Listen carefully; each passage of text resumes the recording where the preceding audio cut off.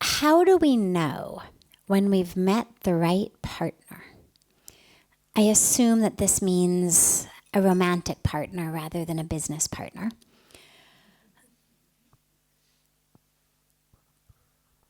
Unfortunately, there's no formula for it.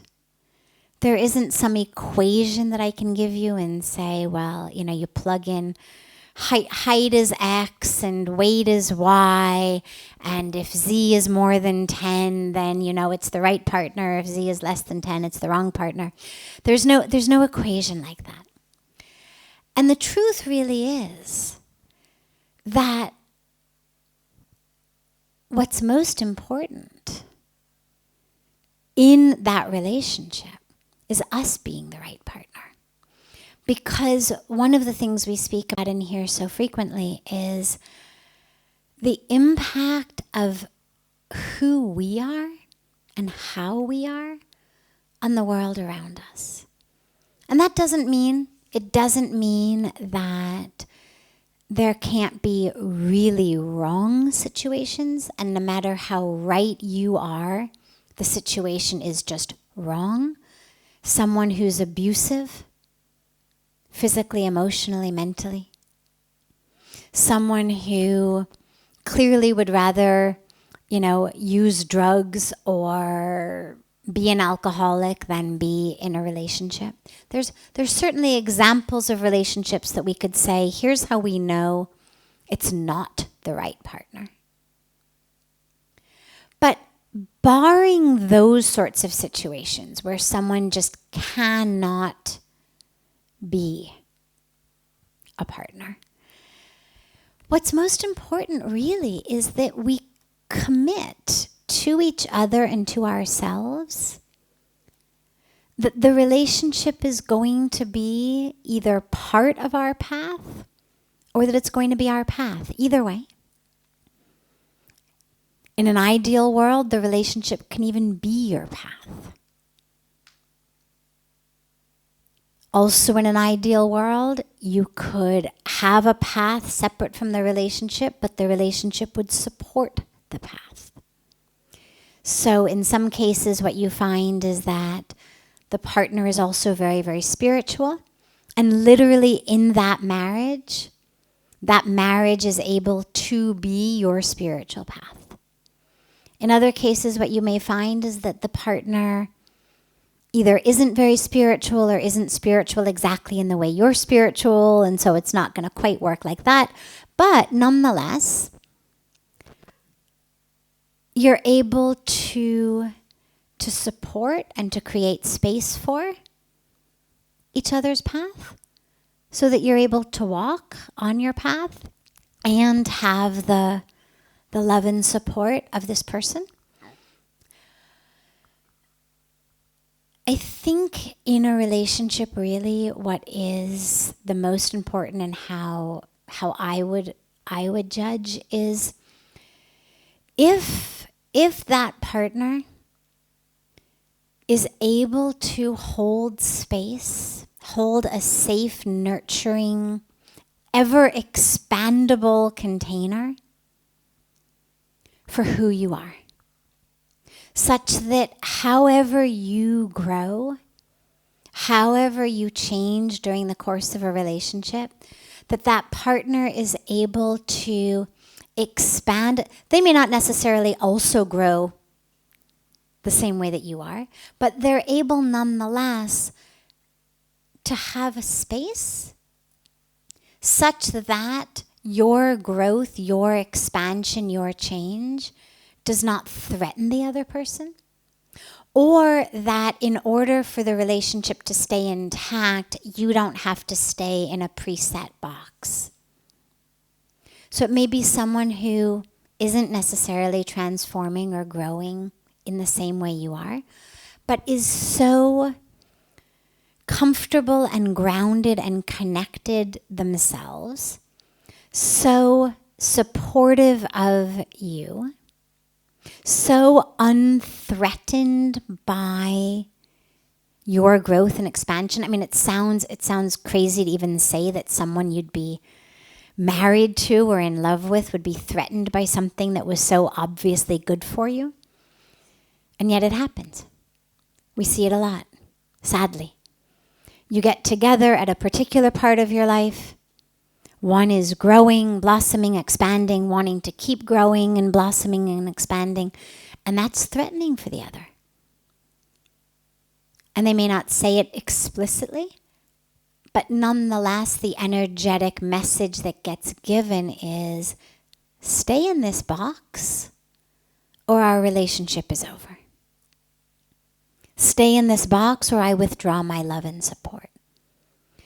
And that would be a real clear sign to me that it's not the right partner. And of course, it's always hard to know in advance, but you do get sort of an energetic felt sense from someone of the way that they are able to hold space for you and be grounded and connected and comfortable enough themselves that who they are is not dependent on you. And so whether you grow and expand in this way, or you grow and expand in this way, or you don't grow or expand at all, anyway, it shouldn't be threatening to that person. It shouldn't be something that that person had their own happiness or peace hooked into. But rather that they were just able to be together with you in presence energetically. You grow, they grow. You know, like flowers or trees growing out of the same soil. You may not necessarily always grow at the same rate. One may have apples, one may have oranges.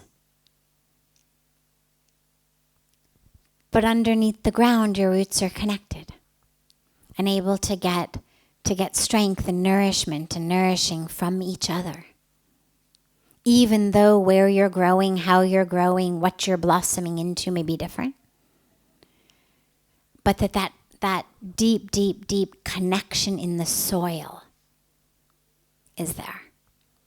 And I know that's not a very specific equation, but it is a felt sense that we get with someone.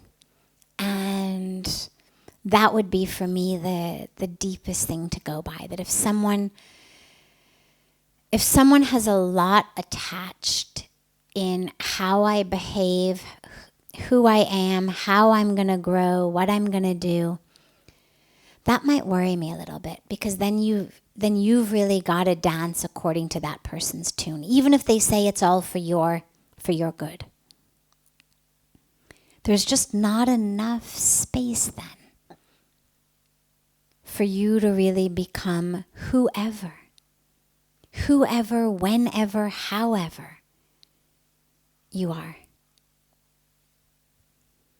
So that would be my very unspecific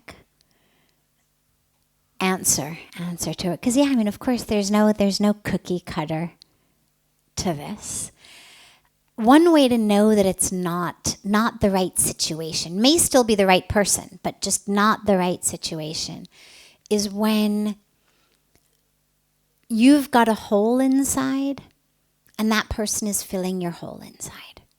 So you're feeling down, you're feeling unlovable, you're feeling unworthy, you've just broken up from another relationship, you've just gotten fired from your job, you've just, whatever it is, maybe this has been a hole you've had since childhood, and that person comes into your life and suddenly you feel like that hole is full. Suddenly you no longer feel unworthy. Suddenly you no longer feel unlovable. Feels great. Feels wonderful. But it feels wonderful the way that being on heroin feels wonderful to people who take heroin. It's not a long-term solution.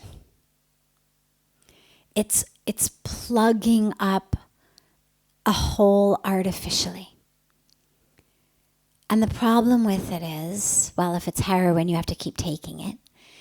And if it's a relationship, the problem with it is you're not actually healing. You're not actually achieving an experience of wholeness. Rather, you've just stopped up your hole with someone else. And that requires you not to change. Because as you change, as your hole changes shape, that other person is not going to fit into it quite so perfectly. And so if the whole relationship is based on how well their metaphoric pegs fit your metaphoric holes, the relationship locks you into a box. It locks you into a box of being full of holes and being needy. And that's not one that has the space for you to grow and transform and change. So this is where it's so important for us in our lives to not look for relationships to fill up our holes, but rather to move into a relationship as a full being. I don't mean a perfect being.